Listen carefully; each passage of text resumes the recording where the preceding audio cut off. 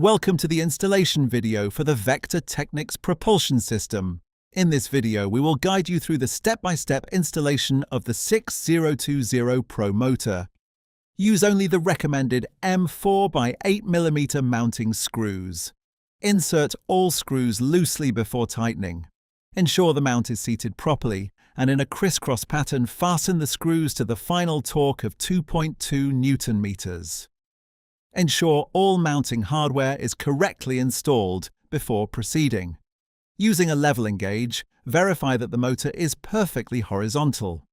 Install the rotation locking screw to prevent movement and maintain motor alignment during operation. Place the 2408 propeller onto the motor mount. Use only the recommended M3 by 10mm propeller mounting screws. Insert all screws loosely before tightening.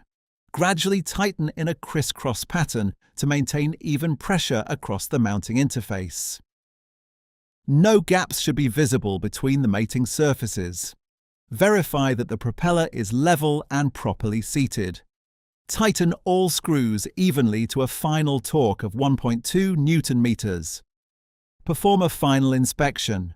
The propeller should be secure, correctly aligned and free from movement or wobble. With that, your motor and propeller assembly is complete, safe, secure and precise. That's Vector Technics.